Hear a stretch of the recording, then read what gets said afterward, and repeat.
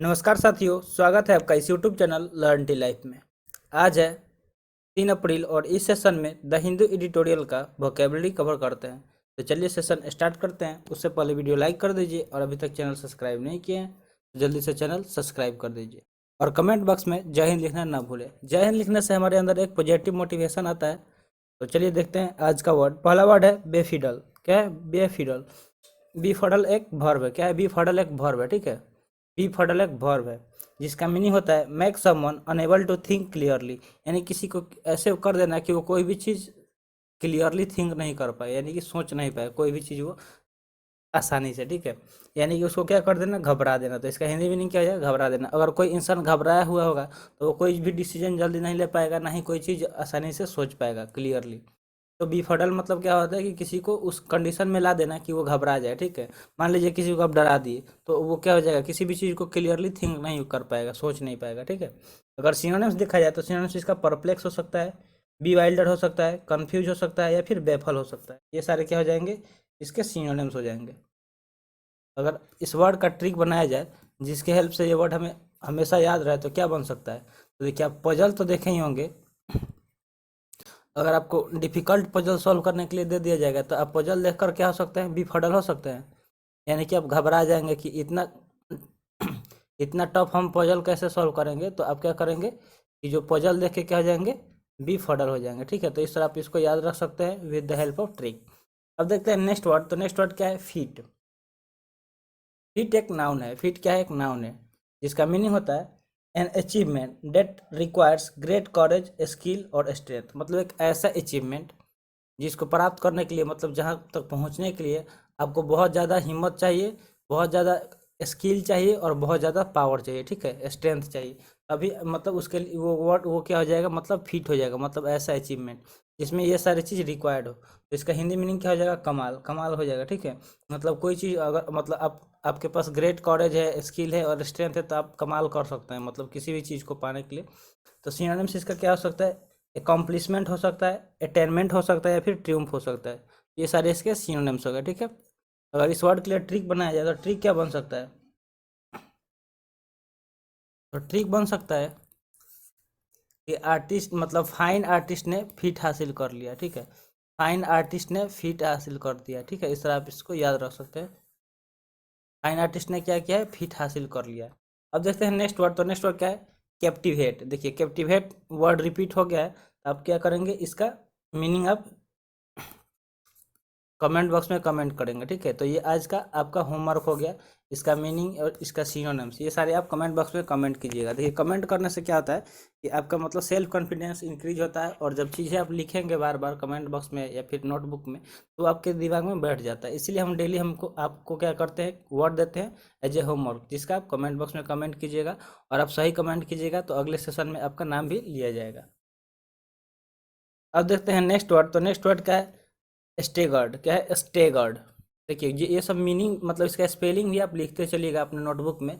Staggered क्या होता है? एक एडजेक्टिव होता है। ठीक है, जिसका मीनिंग होता है वेरी शॉक्ड और सरप्राइज, यानी कि कोई चीज़ देख के आप अचानक पूरा शॉक्ड हो गए। ठीक है, या सरप्राइज हो गए तो उसके लिए स्टेगर्ड वर्ड यूज कर सकते हैं, जिसका हिंदी मीनिंग होता है सरप्राइज या शॉक्ड का तो आप हिंदी मीनिंग जानते ही होंगे, आश्चर्यचकित होता है। ठीक है, यानी कोई चीज़ देखकर आप एकदम चौकन्ना हो गए, आश्चर्यचकित हो गए। ठीक है, तो इसके लिए स्टेगर्ड वर्ड यूज कर सकते हैं। अगर सिनोनिम्स देखा जाए तो अमेज्ड हो सकता है, एस्टोनिश्ड हो सकता है या फिर एस्ट्यून्ड हो सकता है। ये सारे क्या हो गए? इसके सिनोनिम्स हो गए। अमेज्ड, एस्टोनिश्ड और एस्ट्यून्ड ये क्या हो गए? इसके सिनोनिम्स हो गए।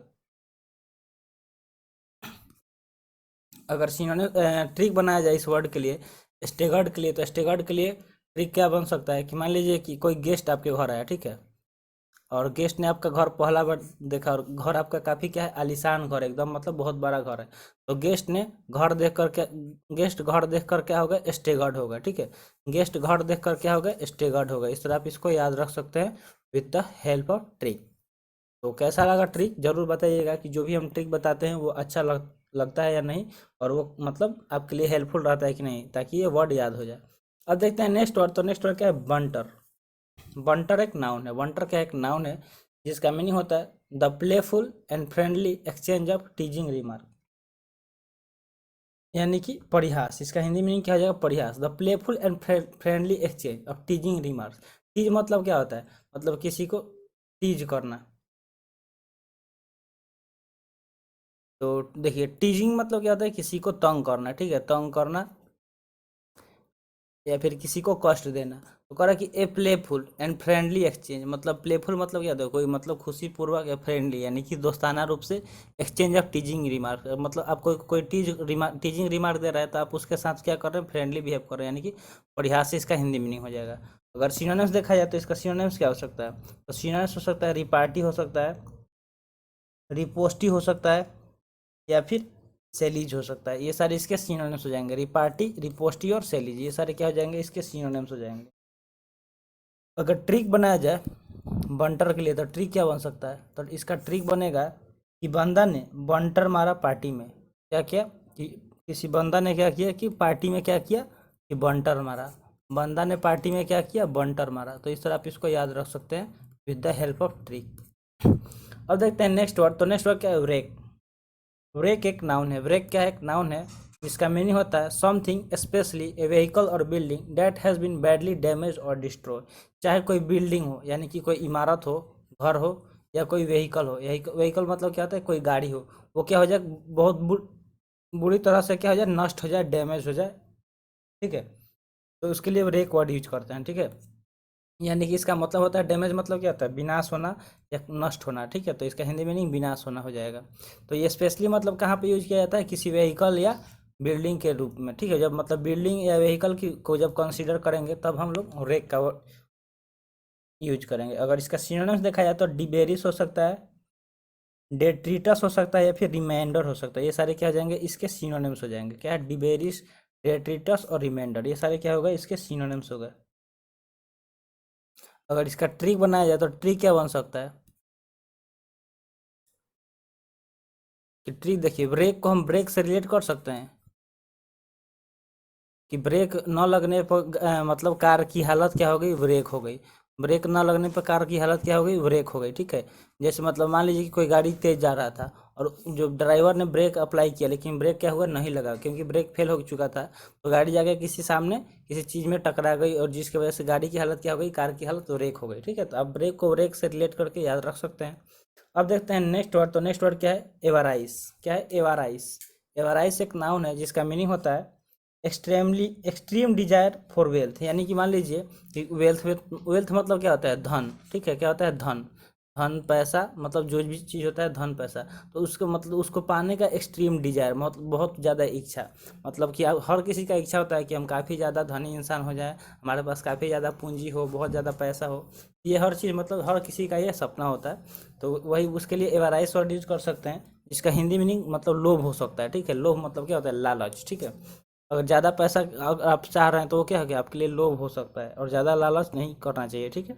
तो ग्रीड इसका सिनोनिम्स हो सकता है, कोवेटो कोवेटियसनेस हो सकता है, या फिर क्यूपिडिटी हो सकता है, रेपासिटी हो सकता है, या फिर एक्विस्टिवनेस हो सकता है। ये सारे इसके सिनोनिम्स हो गए, ग्रीड, कोवेटियसनेस, क्यूपिडिटी, रेपेसिटी, या फिर एक्विस्टिवनेस। ये सारे क्या हो जाएंगे, इसके सिनोनिम्स हो जाएंगे। वर्ड क्या है, एवराइज। अगर ट्रिक बनाया जाए एवराइज के लिए, तो एवराइज के लिए क्या हो सकता है कि देखिए, एवराइज को हम रिच से रिलेट करते हैं कि रिच पीपुल भी क्या होते हैं, एवराइज होते हैं, मतलब पैसों के लिए रिच पीपुल भी क्या होते हैं, तो एवराइज होते हैं, यानी उनके अंदर भी लोभ होता है कि बहुत ज़्यादा पैसा आ जाए, ठीक है। अब देखते हैं नेक्स्ट वर्ड, तो नेक्स्ट वर्ड क्या है, क्वीर। नेक्स्ट वर्ड क्या है, क्वीर। क्वीर एक नाउन है। अगर इसका सिनोनिम्स देखा जाए, बोले इसका मीनिंग देखा जाए तो स्लाइटली इल हो जाएगा, यानी कोई चीज़ मतलब कोई इंसान क्या हो, मतलब थोड़ा बीमार हो, स्लाइटली मतलब थोड़ा सा ज़्यादा नहीं, ठीक है। तो स्लाइटली इल यानी कि बीमार, इसका हिंदी मीनिंग हो जाएगा हल्का बीमार चल रहा हो कोई। तो सिनोनिम्स इसका क्या हो सकता है, अनवेल हो सकता है, यानी कि मतलब वो सही नहीं है, अच्छा नहीं है, मतलब ठीक नहीं है। सिक हो सकता है, सिक मतलब ही बीमार हो सकता है, या क्वीजी हो सकता है। ये सारे इसके सिनोनिम्स हो जाएंगे, अनवेल, सिक और क्वीजी, ये सारे क्या हो जाएंगे, इसके सिनोनिम्स हो जाएंगे। अगर ट्रिक बनाया जाए तो इसका ट्रिक क्या बन सकता है,